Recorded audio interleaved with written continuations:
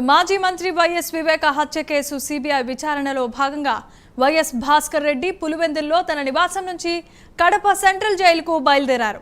దారి మధ్యలో వేంపల్లిలో భారీ కాన్వాయ్తో కడప ఎంపీ అవినాష్ రెడ్డి జత కలిశారు. వారితో పాటు కార్యకర్తలు ర్యాలీగా వెళ్లారు. సెంట్రల్ జైలు నుంచి మా ప్రతినిధి సుధీర్ మరింత సమాచారం అందిస్తారు.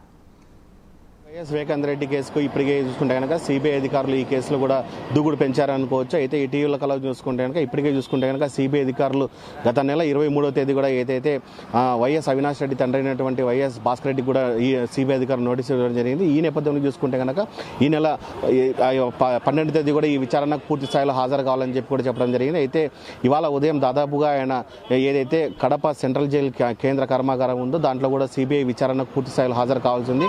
అయితే ముఖ్యంగా చూసుకుంటే కనుక ఆయన ఇప్పటికే వైఎస్ భాస్కర్ రెడ్డి చూసుకుంటే కనుక ఇప్పటికే ఉదయం నుంచి కూడా ఇంటి వద్ద నుంచి బయలుదేరినటువంటి వ్యక్తి ఏదైతే పులివెందుల పట్టణంలో ఉన్నటువంటి తన సొంత పొలానికి కూడా వెళ్ళడం జరిగింది. అక్కడి నుంచి కూడా దాదాపుగా తన సొంత చెల్లైనటువంటి సుగుణమ్మను కూడా కలసడం జరిగింది. అయితే మొత్తంగా తిరిగి చూసుకుంటే కనుక మళ్ళీ వైఎస్ భాస్కర్ రెడ్డి పులివెందుల నుంచి బయలుదేరి ఏదైతే సెంట్రల్ జైలుకి వస్తారనుకున్నారో పూర్తి స్థాయిలో చూసుకుంటే కనుక ఆయన మళ్ళీ రిటర్న్గా చూసుకుంటే కనుక ఇంటికి వెళ్ళిన పరిస్థితి అయితే కనిపిస్తుంది. అయితే మొత్తంగా చూసుకుంటే కనుక ఈరోజు దాదాపుగా సిబిఐ అధికారులు కూడా పూర్తి స్థాయిలో కూడా ఆయన అన్ని కోణాల్లో కూడా విచారించే పరిస్థితి ఉంది. మొత్తంగా చూసుకుంటే కనుక ఈరోజు ఆయన విచారణకు హాజరైన తర్వాత కూడా ఆయనకు 41 నోటీసులు ఇచ్చేసి కూడా పూర్తి స్థాయిలో అరెస్ట్ చేస్తారని కూడా వాస్తవాలు అయితే బయటకు వస్తున్నాయి. ఇప్పటికే చూసుకుంటే కనుక తెలంగాణ హైకోర్టులు కూడా ఏదైతే సిబిఐకి సంబంధించినటువంటి ఎస్పీ రామ్ సింగ్ కూడా పూర్తి స్థాయిలో ఆదేశాలు కూడా ఇవ్వడం జరిగింది. ఏదేమైనా సరే ఇప్పటికే ఈ కేసుకు సంబంధించి కూడా పూర్తి స్థాయిలో తమ దగ్గర ఆధారాలు ఉన్నాయని చెప్పి కూడా ఇప్పటికైనా ఎంపీ అవినాష్ రెడ్డి కావచ్చు అలాగే భాస్కర్ రెడ్డి కూడా పూర్తి స్థాయిలో ఎప్పుడైనా సరే కూడా అరెస్ట్ చేస్తామని చెప్పి వాళ్ళు చెప్పడం జరిగింది.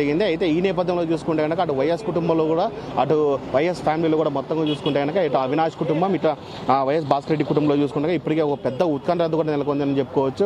ఏదేమైనా సరే ఆయన ఇప్పటికైనా దాదాపుగా మరో గంటన్నరలో కూడా ఆ ఇంటి నుంచి బయలుదేరి ఈ రోజు జరిగేటువంటి విచారణకు కూడా పూర్తి స్థాయిలో హాజరయ్యి అయితే సిబిఐ అధికారులు అడిగే ప్రశ్నలకు కూడా ఆయన మొత్తంగా చూసుకుంటే కనుక సమాధానం ఇవ్వడం జరుగుతుంది.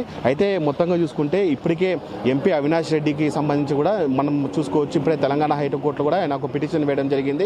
ఏదైతే సిబిఐ అధికారులు నన్ను విచారణకు పిలిచిన అనంతరం కూడా ఇప్పటికే నన్ను ఏదైతే సంబంధించి కాల్ రికార్డింగ్ కావచ్చు అలాగే ఇప్పటికే వీడియో రికార్డింగ్ కూడా పూర్తి స్థాయిలో చేయడం లేని నేపథ్యంలో ఆయన కూడా కొద్దిగా ఊరటిందని చెప్పుకోవచ్చు. అయితే ఈ రోజు జరిగేటువంటి విచారణ అయితే కనుక జిల్లా వ్యాప్తంగా చూసుకుంటే ఉమ్మడి కడప జిల్లా వ్యాప్తంగా కూడా చూసుకుంటే ఒక ఉత్కంఠ నెలకొందని చెప్పుకోవచ్చు. అయితే ఆయన విచారించినంతరం దాదాపుగా రాత్రి వరకు కూడా ఈ విచారణ కొనసాగుతుందని చెప్పి మనం చెప్పుకోవచ్చు.